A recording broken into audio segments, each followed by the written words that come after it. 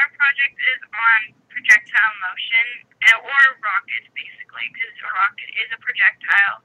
And to start off, we wanted to show you the definition of a projectile. A projectile is a body projected by an external force and continuing in motion by its own inertia. And as I just said, our project is rockets. I'm Sam. That's Space. And let's start.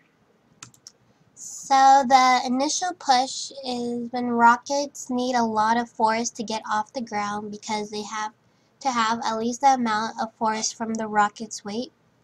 During this initial push, velocity is at its highest while the height is at its lowest. Okay, so now we're going to talk about velocities. Now, something to remember with projectile motion is that projectiles have horizontal and vertical velocity. This is so they can actually move somewhere. Now, in the case of rockets, though, actually, their horizontal velocity is 0 because they are shot straight up, but this idea will be used later in this lecture.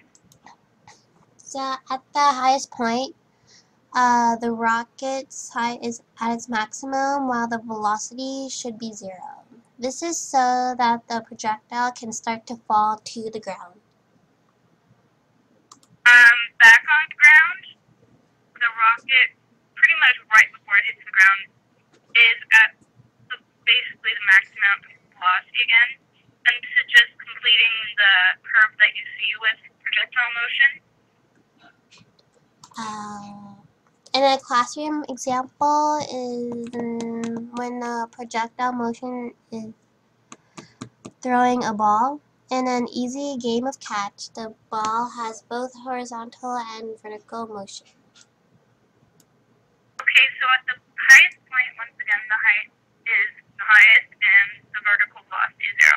However, at the highest point, there still is a horizontal velocity because it is still moving to the other side so that it can reach that other person. So this drawing is any projectile's path will look like a curve of some sort. It's how you can see right away that it is a projectile.